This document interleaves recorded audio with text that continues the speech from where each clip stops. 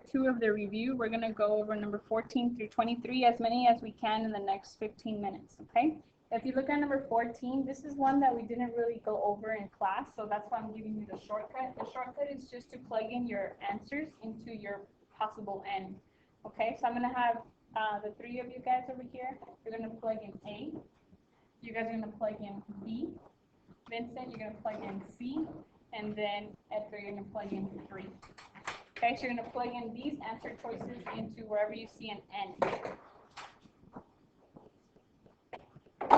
And then you guys are going to tell me if any of those give you a true statement, okay?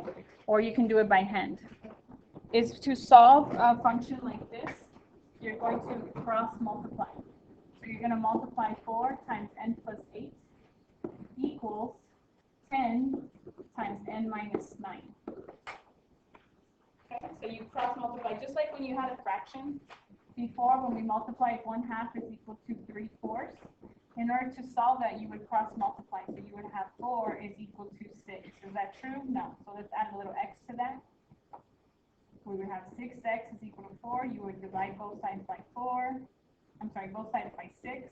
And then you would have x is equal to, I don't know, 4 divided by 2 is 2. 6 divided by 2 is 3. Okay, that's how you would solve a fraction. You cross multiply. So we're doing the same thing here. We're multiplying 4 times n plus 8 and 10 times n minus 9. What is 4 times n? 4n, good. And what is 4 times 8? 32. 32 is equal to, what's 10 times n? 10n, good. And then 10 times negative 9? Negative 90. Okay, so the first thing you're going to do is put the n's on the same side. Would you rather subtract 4n or subtract 10n? 4n, the smaller one, right? So it doesn't become a negative. Very good. So you subtract 4n from both sides, and you're left with 32 is equal to, what's 10n minus 4n? Yeah, positive or negative?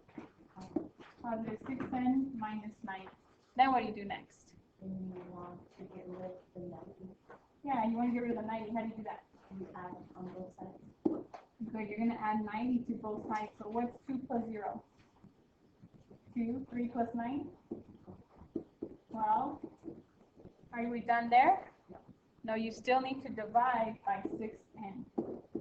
So n is equal to 122 over 6, or it could be, I don't know, 6 divided by 122 is 2.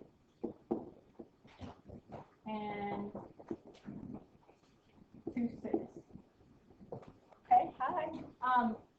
This question will be on your free response, and the way that you solve this is by cross multiplying. You're going to multiply 4 times x minus 3 equals, what should I write on the right side? 1 times x minus 4. Perfect.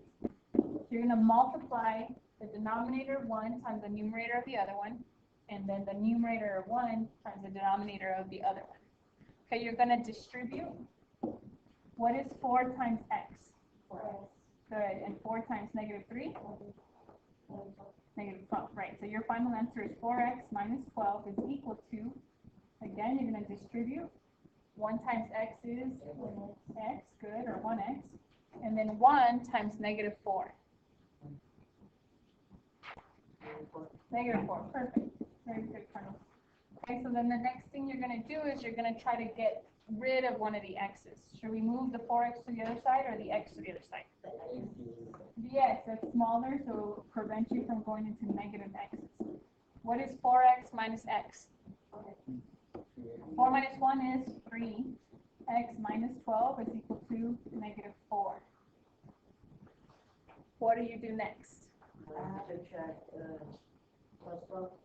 Not subtract, but yeah, add 12. Since you're already subtracting, you're going to do the opposite, and you're left with 3x is equal to, what's negative 4 plus 12?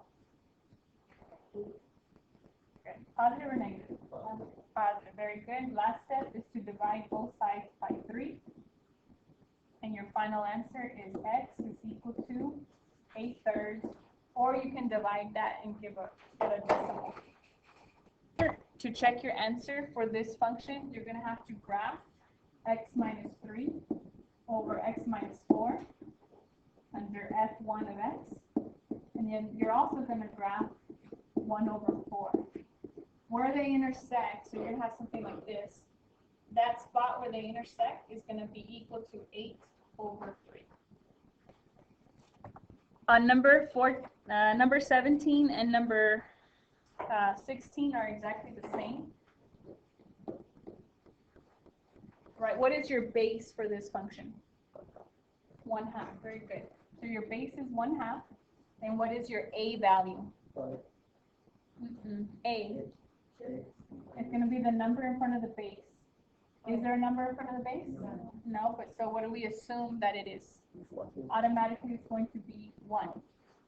Okay? So if you have y is equal to 3 to the power of x, your a is 1. All right, what's your pairing function for this graph? 1/2 to the power of x. What are your transformations? So in this function, you're going to graph the pairing function, and then you're going to graph the transformations. What is -2 and the letter h do to the function? Moves left or right, right? And in this case, it's going to be the opposite, so it's going to move right 2 units. And then what does the +5 do to the function? Yeah, it moves it up or down, depending if it's positive or negative. Okay, so your letter K always moves up or down, depending if it's positive or negative. Your letter H, which is up there at the top, moves it left if it's a positive H, or right if it's a negative H. Okay, so one way to see is to graph it and to compare it, or you can memorize what H and K stand for.